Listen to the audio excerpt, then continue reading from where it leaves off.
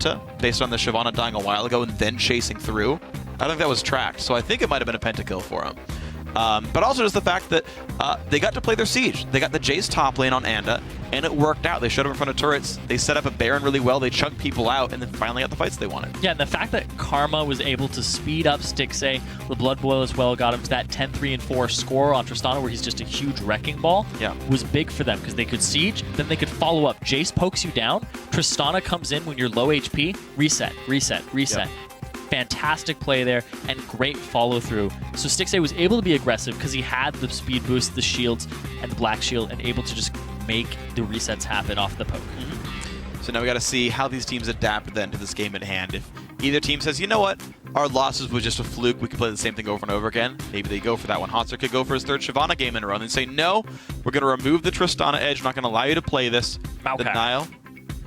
Well, here's the thing. Do they remove the Zed from Law that they were afraid of? Do they remove the Maokai that you're sure Hauntzer's going to first pick? Maokai. I think, yeah, Maokai. I agree with you. That's all I can think of is, like, you just pretty much got to go with the Maokai here. If they go with the Zed, maybe it's just that scary from Lod. Well, we got to see what they go for. 2 seconds to make the last choice. You know they're debating it. Maokai. It is the Maokai. Maokai. I know. Yeah. Nunu. Nunu's the first pick. Okay. First pick Nunu every single game. Yep. And he's won every single time, too. Now, Stixxay says, my Tristana's gone. I thought his Cog was fine. But you can maybe deny the Corki from Signature, and you maybe force him off that. What else he's good at? Maybe AD carry Jace comes out for LoL Pro. The do-or-die game. And as Mundo, I did not like the gank pressure from Heaven Time set that matchup in a bad spot. I think you've got to find something a little bit more self-sufficient, something that can play from behind like Jace, even if you do get ganked. I thought that was a good choice. Without Trish, I think that comp can still work. I think there's other ways to siege turrets. So I think you could run a similar composition, but they're now going to go with a different look for the third time in a row, another team comp for them. Corki and Elise picked for the first time for this team. So Elise versus Nunu in the jungle. Nunu, he's still going to do his typical bullying. Elise can punish him a little better. Yeah. You keep up with him in multiple ways with the Cocoon. You can make sure that your lanes have enough time to collapse on him. Yeah. So it'll kind of keep him a little further from going really deep. Like Wolves might be out of the question unless you get the vision control, which they both will early on. I wouldn't be surprised to see a Sight Stone on Seika. Yeah, I think that makes a lot of sense. Honestly, Sight Stone jungler tends to be the new thing right now, and I think it's a great choice. I think having 6 wards kind of that are free all the time is very, very effective. Looks like Signature is going to go for Lucian for himself with Corki off the table. Just fine for him. Now Lod going to make a lock-in. It will be again Thresh for Patoy. Should be a fairly strong matchup overall. Yeah, they're just going to go for back-and-forth lane bullying, fighting power in this bot lane. Yeah. And this is going to be one of the first Lucians we've seen in a long time because he was disabled since his minor tweaks. It's his range reduction and his change on Relentless Pursuit. Right. So this is the 414 Lucian. So he has taken all of his nerfs as well as his buffs. That's true, yeah. So the cooldown and the dash is a little bit longer than it was before, and no longer removes slows. So Nasus now effective against Lucian once more for all those Nasus players out there. Stixxay always looks a random champion. He never locks it in. It was Poppy. It was Hecarim. It was a second AD carry at one point. He's getting ready. Those were true. He's getting ready to be on the LCS stage where you just hover a champion and everybody's like, Teemo or bust. Lock it. Teemo or bust. Only thing you're allowed to hover. Lock the Hecarim. He's not Give going to it to Anda, make him take a top. He's not going to lock Hecarim. I'm just saying. He's probably not going to lock I'm putting it out there. It's very unlikely. Morgana, I do like, though. I like Morgana against Thresh a whole lot. Oh, yeah. I think she's a great matchup there. Has the ability to easily acquire gold, as well as, honestly, deal with most of the things that he can do to her. So, the telegraph moves with the black shield, very, very easy to find, easy to react to. Your auto attack trading, Thresh actually comes out a little bit on top, but you just don't get an auto attack range. Yeah, just don't auto attack him. And if he goes for an auto, bind him in the face, then his life is paid again. So Aurelia comes out, though, for Anda, so a much more mid-game focused team. He's trying to find something that'll sit on its own, deal with a Shyvana that Hauntzer keeps playing over and over again. It's like all Anda basically all Hauntzer basically plays, so that could be all kinds of good. Then we'll see, once again, the last pick mid lane from MVP Bear. They're going to have to find some early game pressure on this Denial eSports squad because LoL Pro, they're going super early game right now. They're basically running their same composition from game 1, but the Lucian is now, or it's now a Lucian instead of a Corki. Right. So you have a Corki on Denial Esports side with an Elise and Morgana, but that Aurelia, it's going to take you some time to become very relevant in the game. And it is going to be the Zed. Ooh. All right. I looked at his solo queue. He'd been playing it a lot. Very, very recently. I think in his solo queue games, it's like his last 7, I think maybe 5 of them are Zed. He's having a really good performance on that. And I was like, it doesn't seem like a LoD champion, because you always think of him as an Orianna, as a Syndra, as like these long-range Nidalee players. He played Soraka back when it was good. And he's like, no, I can play everything mid lane and do well with it. This might force an exhaust here too on Denial. Well, I know Navi ran exhaust in game 1 on his mid laner. Kassadin it was. Looked at Lulu's has no back to Karma here. Now he did eventually spike up an end game by getting a bunch of kills, but it's another, actually more so this time, a low damage team from Denial. Aurelia I feel like actually exhibits or projects less damage than Jace does, because Jace can get that free poke down Corki. Not nearly as strong late game as Tristana, so I think there's a clock here for Denial right off the bat. Yeah. Definitely they have a clock on them, because LoL Pro, they're just going to have this early game pressure, and it's kind of like as soon as you get a Blade of the Ruined King on Zed, you're able to just roam bottom. This is the type of champion they've been looking to get LoD on for a while now, to free him up and go bot. Yeah, and I want to see how this mid lane matchup pans out, Karma versus Zed, because I can see it going either way. I can see Karma bullying that matchup, shielding all the counterattack damage, rooting him in place, making LoD's life pain. I can see LoD getting the outplay.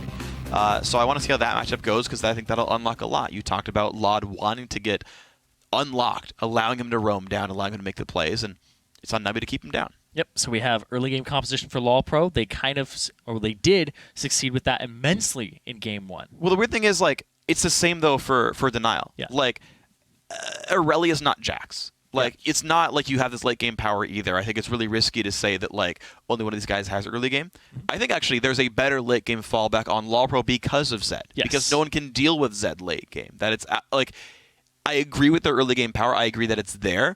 But I think Denial's even more required to have a good early game. Yeah, it does not fall off is the big thing. Yeah. Shyvana is just going to get even stronger, even more relevant. She's going to wave clear on top of Aurelia very early on and push her in. So there's that going in their favor. Then late game, the duel, the head-to-head, goes both ways. Yeah. Like, it's just kind of...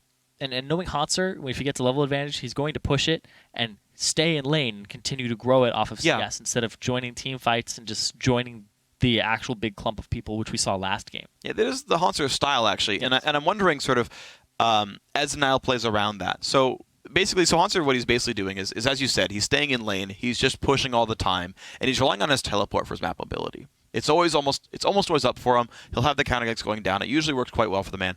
And I think Denial are best served by seeing that and picking the right types of champions that like to be in the situation, right? These duelists who are like, I'm happy to stay in lane and counter gank all the time, or I'll punish your gigantic willingness to stay in your lane the whole time. Like in game 2, I'm going to be Jason Go Siege. Worked really well. Yeah. And Hauntzer wasn't there. He flanked late, but that's not like his sort of comfort area, right? He'd rather TP in than flank, just as from what I see of him as a player. And that obviously worked very well for Denial in game 2. Here with Aurelia, if Anda can actually for once win this lane matchup, cannot get first blood by Heaven time, suddenly Hauntzer can't do anything. Because he'll be like, well, I'm going to fight you in lane and lose and then not do anything, right? And like Aurelia's going to keep scaling up. So I want to watch very closely on the WPB versus LoD matchup, because I think it's so important to see what Zed can do. And I think it's really important to see how Hauntzer's lane gets affected by Heaven time. Because he's gotten 2 first bloods in 2 games. Yeah, the top lane has kind of been like Hauntzer's going to go up there, Heaven Time's going to go up there very early on, upset it, then he's going to go elsewhere. He's like, I'm going to go bottom, and now we're going to get a dragon off of a gank down bottom, and then LoL will show up, and that's usually how LoL Pro execute that, at least the last 2 games that we've seen them. But LoD, now he's on a champion where he's very, very good at roaming. He'll clear the wave very quickly, go somewhere else. And if he runs into Karma and he's about 1 or 2 items, he will most likely come out on top in those matchups. Yeah, I do want to see how it pans out. Karma does have the shield and the self-heals, so I think it also depends on Ignite being up or not. But I do want to see it pan out. I have not really seen a lot of Zed versus Karma matchups, because like they were 2 different metas, right? Like there was a Zed meta all throughout Season 3 and all the Assassins, and then like all the utility mids came around at the beginning of 2014 when Zed was gone. So honestly, I haven't seen Assassin versus utility mid very much. It kind of pushed them out, because it was like, I'm going to use my ultimate on you. Oh, sorry, I'm Lulu. You're gonna ultimate my teammate, Lulu. Oh, I wonder though, right? Like how much of it was that versus just sort of people hopping off, plus the exhaust changes themselves. Real quick, guys, by the way, we do have a quick pause in the game at the start, so we have a couple minutes here where it's just us on camera instead of the champions. They're not complaining. I know you'd rather look at Aurelia than me, but unfortunately this is the case here. Frost Booty Aurelia skin. Hey man, there's new arts for a lot of the splash arts now as well, so you've got all kinds of new Aurelias to look at. Some of those you can definitely tell that they are from the Chinese region. Yeah, the art style of it, very anime-esque. I like how you're like the Chinese region. Yeah. I don't know. I mean, I guess because it's Chinese splash art. Oh yeah, I know. It's from that client. But anyway, so you breaking down this game so far. Honestly, I think we know the lanes to watch for. It's weird because like I feel like I could make a point about every single lane, and I don't want to be like watch this and all 5 lanes and all 5 players, but they all have their own interesting stories. The other one for me is the bot lane. Once again, the Niles bot lane has been picking late game AD carries and still holding equal in lane until it gets hit by the jungler. Like a losing bot lane is holding up, which means that they're obviously very strong in the 2-on-2. Now we're seeing 2 early game AD carries, and I want to see what happens to that matchup now. Like, first of all, is Stixxay good at these early game AD carries? Yes, he's played Corki before. Yes, he's played some Lucian before, but right now in this BO3, it's a bunch of late gamers that are doing well. So how good is his Corki is my first question. And then second to that also is Nunu's won every single game, and Heventine's got first blood every single game. Yeah. What's going to happen now? The Nunu thing is actually what speaks to me a lot because it just talks about these junglers and the type of control that each team likes to have over objectives. These are the types of teams that are like, we're going to use Dragon to bait, we're going to have a Nunu, we're going to use Baron to bait when you back. Just the fact that even if they chunk your jungler down to half, they immediately go for an objective speaks worlds about their style and how objective-focused they are. The warding of these teams has been really good. Yeah. The Sightstone junglers are very popular between them, and the fact that both junglers are even starting with a ward is another thing on top of that. Just the control and the emphasis that both these teams put on that means Nunu, that top pick priority, does wonders for them. And then playing against it is just a big hassle. It's kind of like when there's an Evelynn, you have pink ward tax. Against Nunu, it's going to be even more green wards that you want to place on the map than you normally would. Yep. But we'll see the Sightstones come out most likely. Ward actually already placed here by Seika, watching the bottom river and maybe seeing a late invade by LawPro. That was his investment there. Otherwise, waiting around in spider form at level 1, not too much happening. Trinket to also watch his blue buff, so any invade path on this bottom right side will be watched, and Niall's going to actually spend their efforts in the top left side of the map instead. You typically don't ward and then stay in that jungle yourself. No, you just use those to look for you. Don't use your body after that. Ward comes down. No sweepers yet from Denial.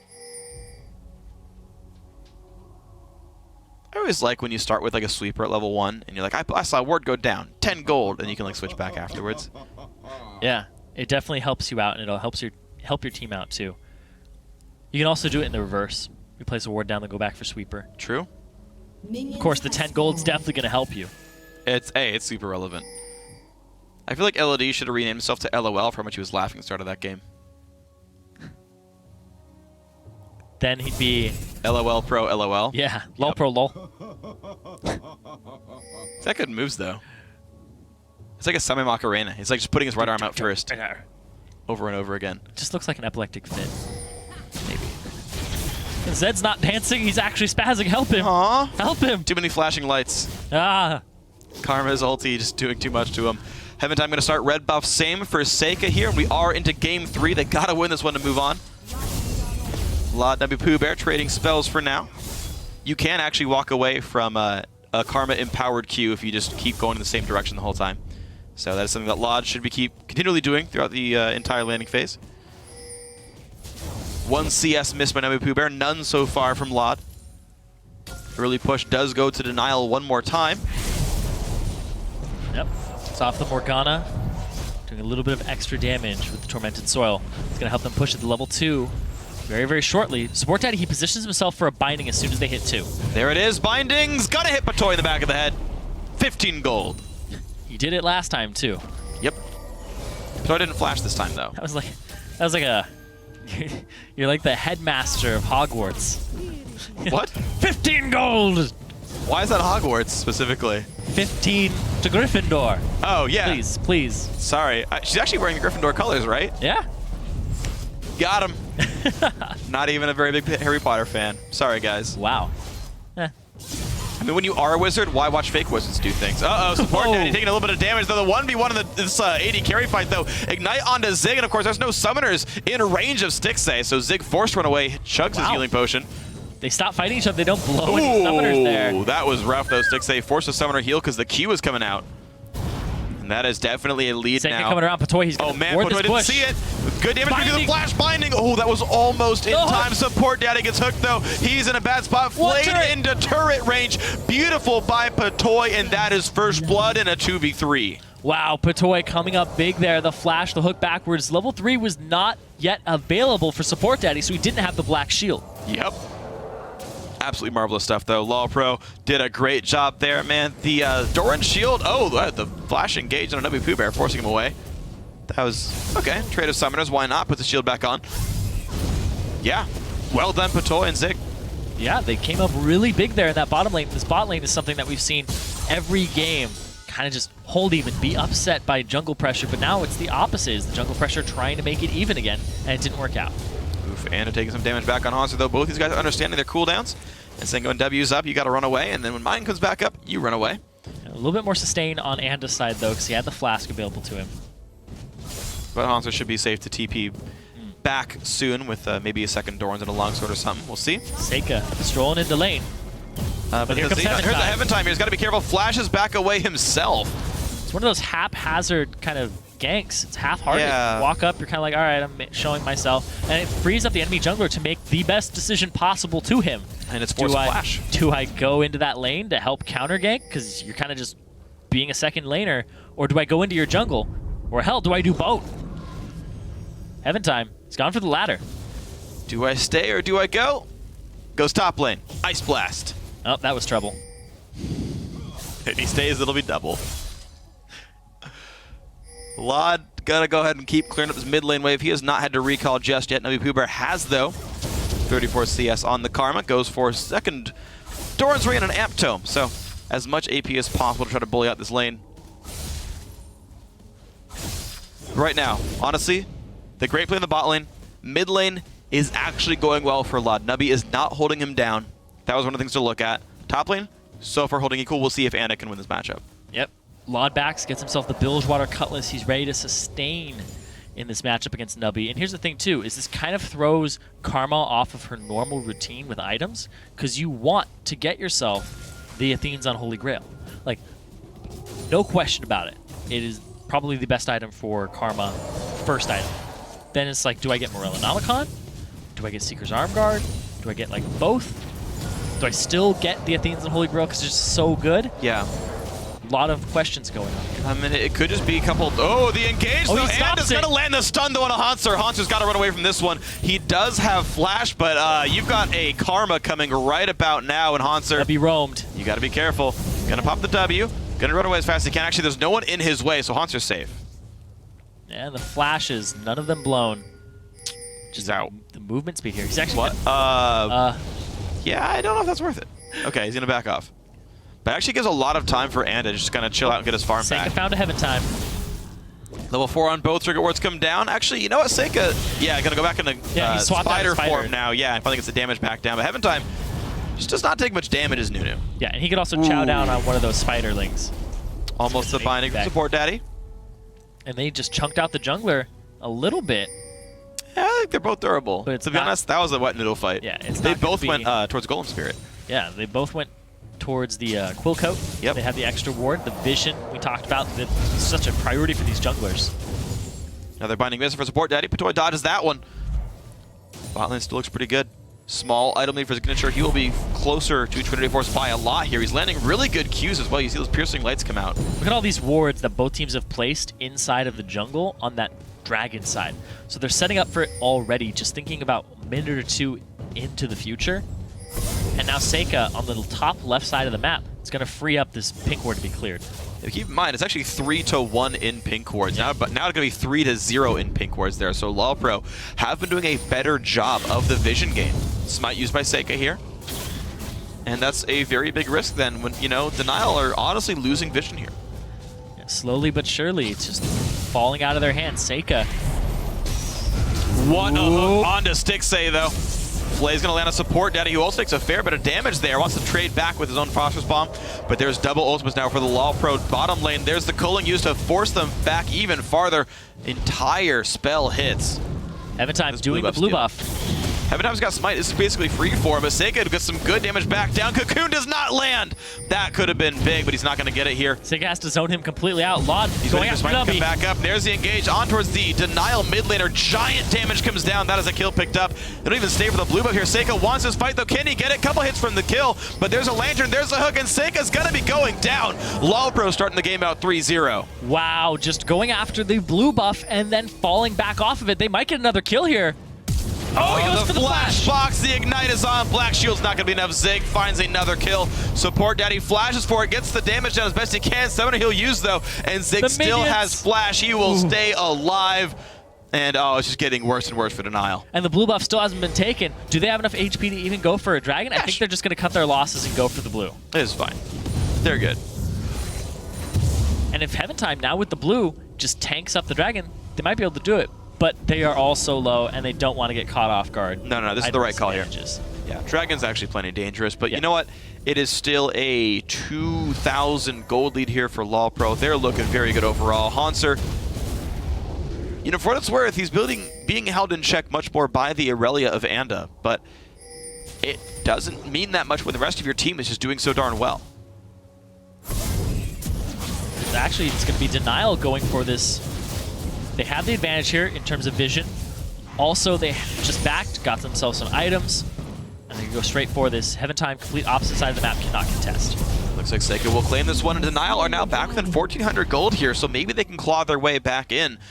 But I think a lot of it's going to be on the back of Anda winning this top lane matchup for real. It's the only lane that has any semblance of a lead at all. Yeah, we already saw that Lod is doing really well on that Zed in the mid lane. There's a reason they banned it out in the previous game. Yeah. And now it's showing itself. It's rearing its ugly head. There's just too many bans that they had to use on other things. Yep. They did get to counterpick it, though. But Nubby, it's not working out in his favor. Yeah, and this is kind of the thing as well, is keep in mind the blue buff also got stolen away, so Lod has one and Nubby does not. As he sits on this amplifying tome. He's slowly going to try to get more power, but he will run out of mana much more quickly in this lane. 2-on-2 in the top lane, but Seika's going to be a little late to that party. So Anda gets denied a whole bunch of XP. This is perfect by Heaventime. He just shows up to the lane. Seika's if you stay and very fight, low on levels, though. Well, but they're trying to take this fight anyway. Level 5 on the Elise, though. Repels up in the air. Here comes Nubby Poober. Could that be enough to tip this fight back around? Seika is on top of the burnout, though, and he goes down by chasing Hanser for basically no reason. Anda lands the stun and then flashes away. Heaventime getting a lot of damage with the red buff. That will be a shield from Nubby Poober, though. Consumed to keep him alive. Hanser back around as well. That was an unnecessary death from Seika. Yeah, tries to chase. He had flash, too. He could have flashed away. Could have just not chased at all. All he had to do was walk backwards. And he ends up dying to the burnout. You're absolutely right. And Lod, meanwhile, he farms up the wave, pushes it out, and he's all good in the mid. His team actually comes out on top in the top lane. Gets themselves a turret and a kill for nothing. Beautiful stuff, yeah. And again, it's over and over and over again. LoL Pro just seem to be finding better fights as a team. Oh, boy. Anda might be in a bad position here. 2-on-1. And they're going to chase him down. They have more movement speed. And he's going down. Just not a good position there for Anda. He teleported in, half HP still. It didn't look like he waited to. He had no backup as well. He was in a rush to save the turret, but the fact that Heaventime showed in the first place meant, like, when Nunu shows up, it's for objective control. Like, Nunu doesn't gank to, like, get a kill and be like, great, we got the kill. I'll back off now. He's not Lee Sin. When he shows up, it's like, by being here, you guys run away. Like, I'm just going to hit your turret a bunch or just, like, push you away. When Nunu shows up, it means they want that turret. Anna's showing up to that top turret. You know Heaventime's coming back at that point. And it's just, you know, unfortunately the wrong play for him. Lod getting dueled by Nubby Poolbear right now. It's the poke back and forth. Junglers off on the sides, but Hanser going back to that top lane. We said it before, he keeps winning that top lane matchup off the back of Heaventime. Every game, it's been the same story. Heaventime will show his head up top, get himself a lead, and then he'll go elsewhere after Hanser is completely self-sustainable. Yep. And Hanser right now is on an early Blade of the Ruin King, 13 minutes into the Fade Sheen of Anda. Now this is a level 9 Aurelia though, so the power spike is there for the Hiten style. I feel like it's still a better fight for Shyvana, but we'll have to see. Maybe Anda can outplay it. I think the play of the Ruined King is definitely going to help him out. Yeah. In comparison. I mean, it's pretty incredible. Nunu continuing to counter jungle there, smites it away, and down goes the Big Wolf. Completed Ancient Golem to the still only Quill Coat. Walk straight into this mid lane. Patoy not going to land anything, or even go for it.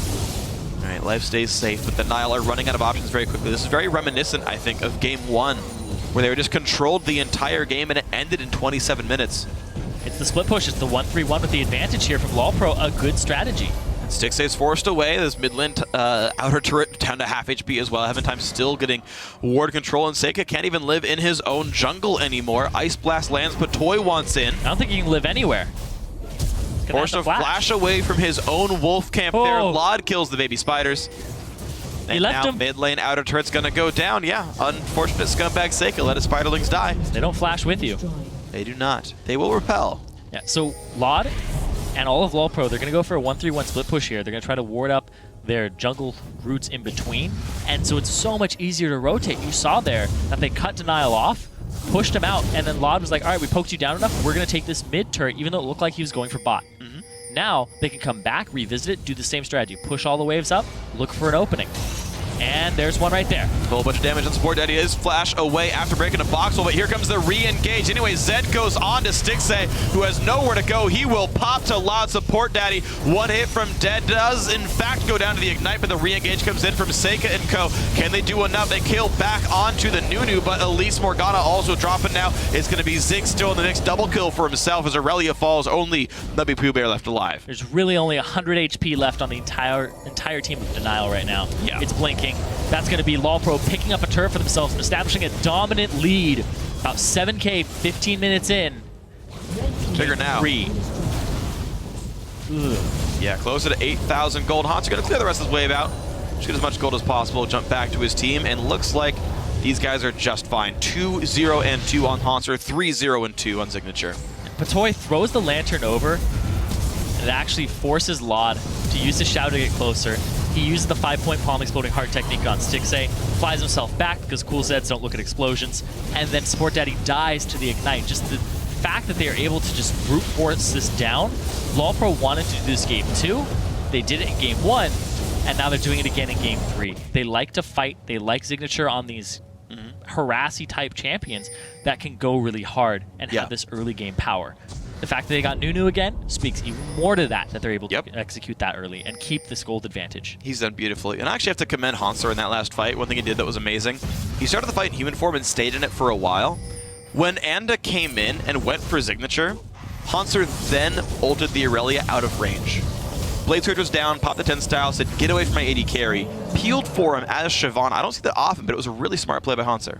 Yeah, Hanser's been doing a really good job on Shyvana. I think he's gotten it every game. All 3. All 3, exactly. And it's a type of champion that we haven't seen so much in the meta. So all these tanky top laners who aren't all about damage, fighting but their utility. It's showing up to the fight and being this tank while your jungler's the fighter. Yeah. Kind of like, all right, we'll have our top laner be a little bit more of a fighter tank, and then our jungler's just full-on tank. Look at Heaven Time. Look at how much he's tanking right here.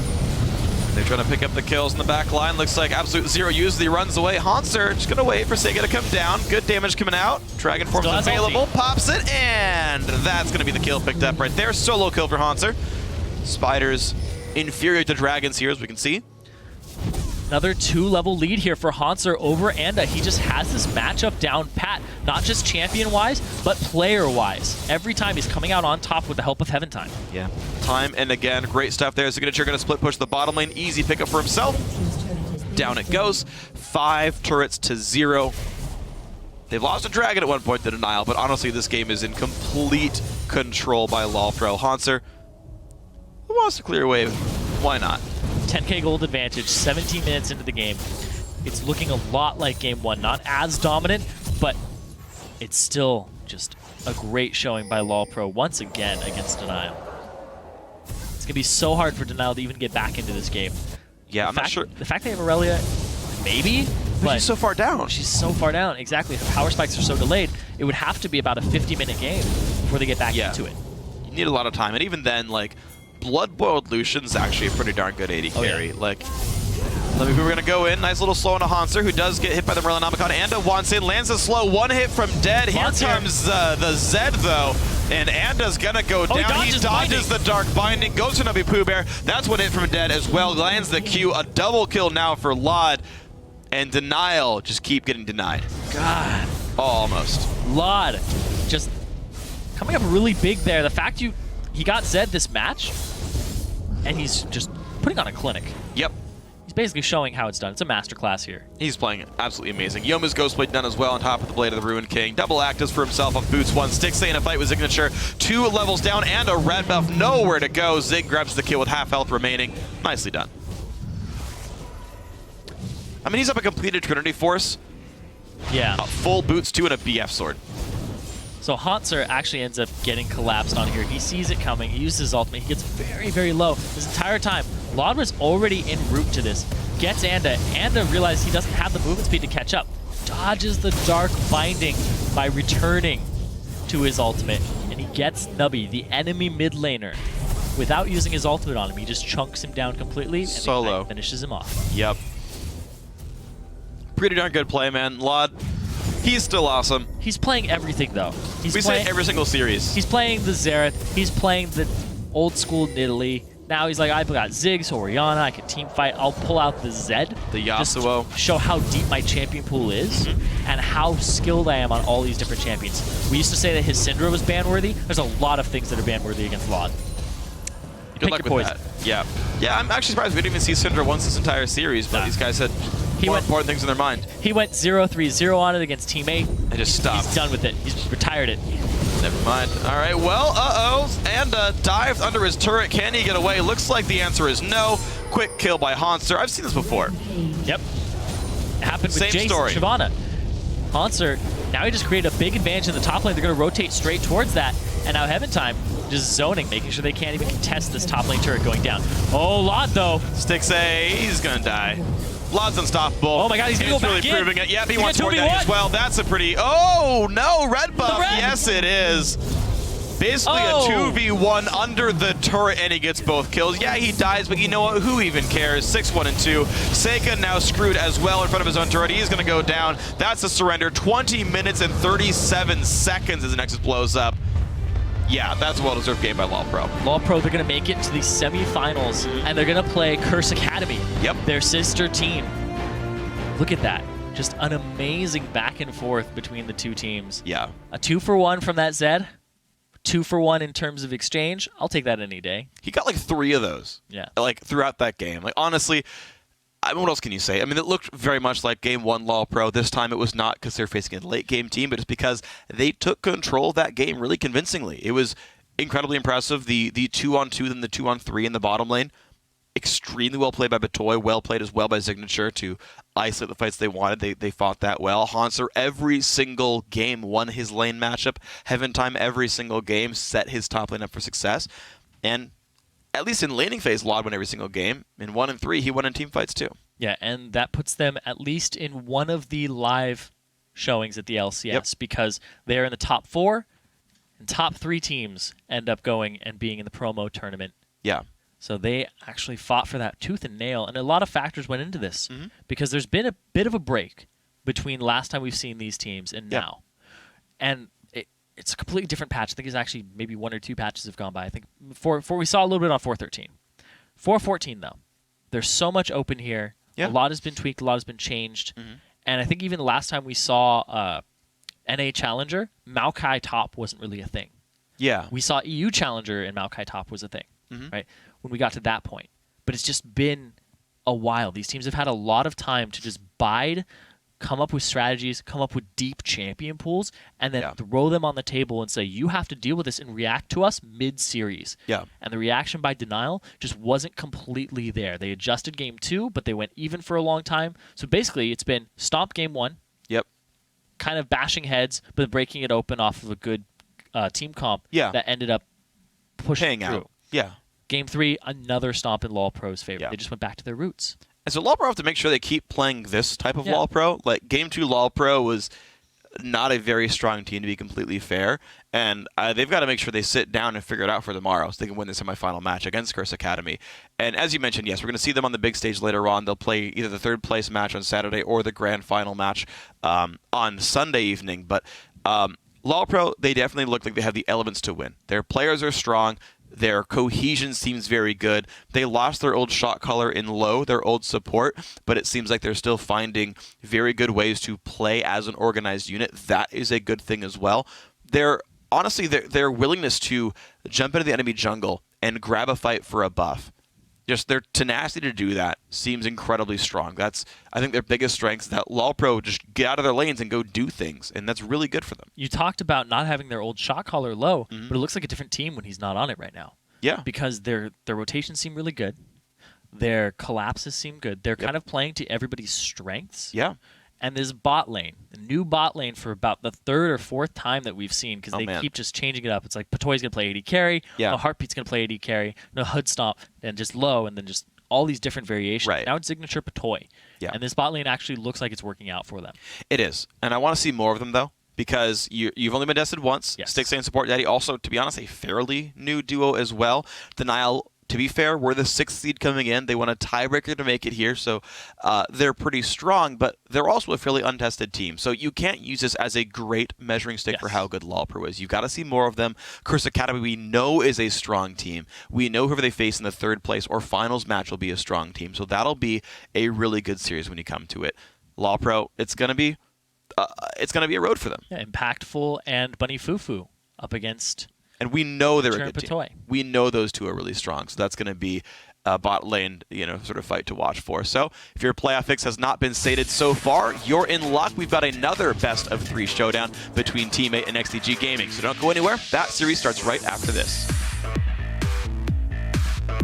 There's the engage on towards the Denial mid laner. Giant damage comes down. That is a kill picked up. They don't even stay for the blue buff here. Seika wants this fight, though. Can he get it? Couple hits from the kill, but there's a lantern, there's a hook, and Seika's going to be going down. One hit from Dead. Here comes the Zed, though, and Anda's going to go down. He dodges the Dark Binding, goes to Navi Pooh Bear. That's one hit from Dead as well. Vlad, though. Stixxay, he's going to die. Vlad's unstoppable. Oh my god, he's going to go back really proving in. it. Yeah, he wants more damage as well. That's a pretty... Oh, no, red buff. Yes, it is.